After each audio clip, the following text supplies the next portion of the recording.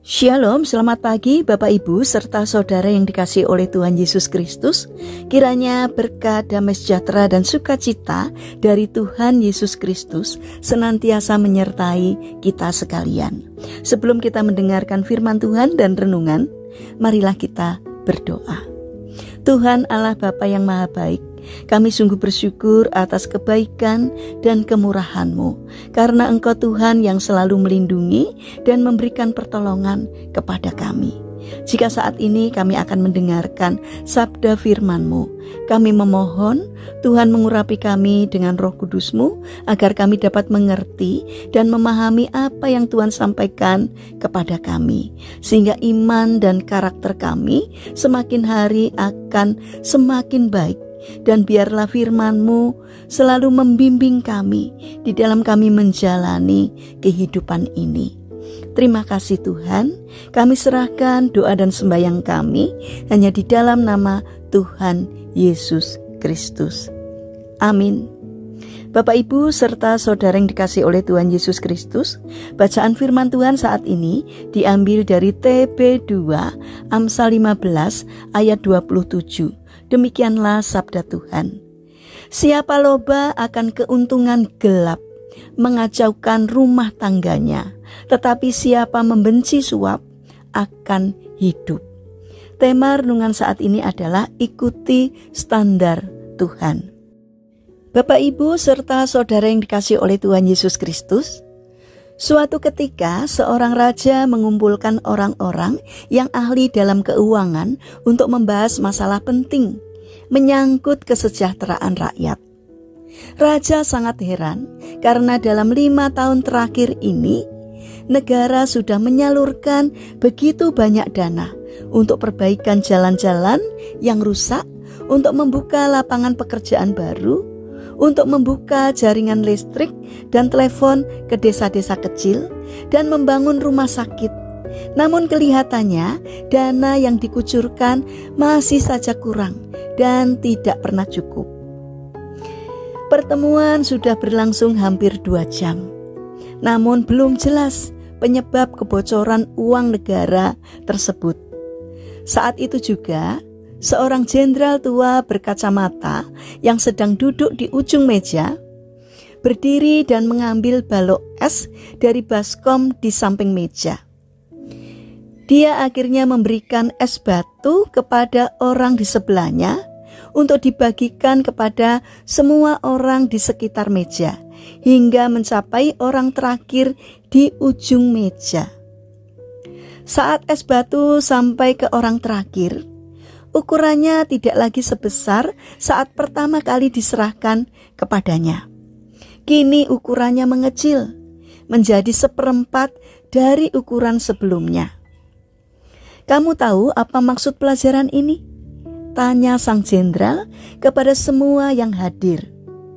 Meski semua orang diam, namun terlihat kepala mereka mengangguk-angguk, seolah memahami pelajaran dari balok es tersebut.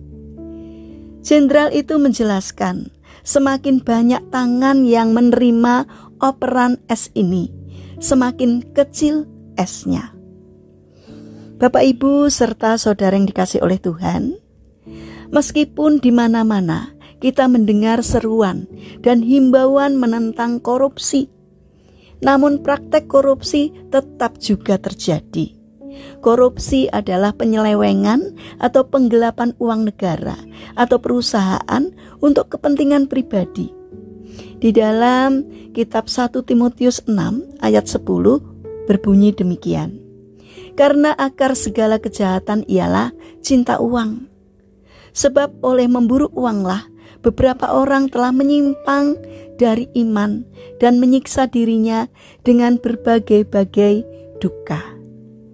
Meskipun uang itu sendiri tidaklah jahat, tetapi kecintaan akan uanglah yang membuat orang-orang menjadi jahat. Sebagai pengikut Yesus, kita harus menyadari bahwa apa yang kita peroleh dengan cara yang tidak benar tidak akan pernah mendatangkan kedamaian bagi kita. Sebaliknya, kita malah menempatkan diri kita di bawah bayang-bayang masalah.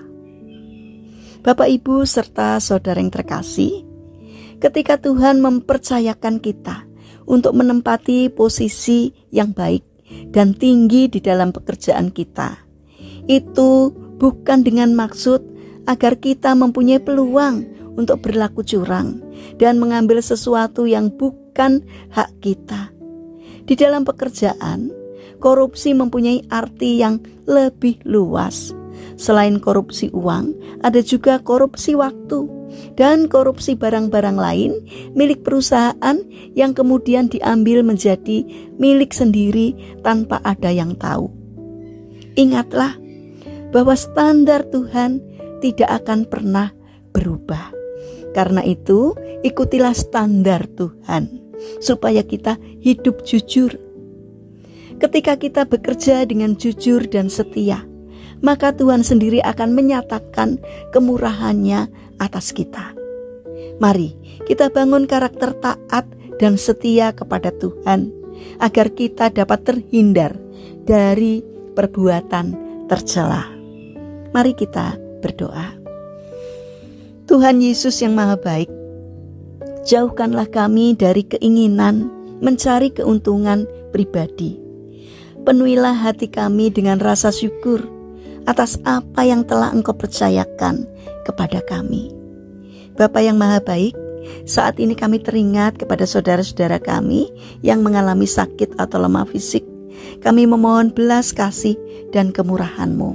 Kiranya Tuhan berkenan untuk menjamah dan memberikan kesembuhan. Bapa yang penuh kasih, kami juga mendoakan bagi mereka yang mengalami permasalahan dan kesulitan hidup. Kiranya Tuhan berkenan hadir untuk menolong dan memberkati mereka. Kami saat ini juga ingin menyerahkan untuk setiap rencana aktivitas kami hari ini kepadamu.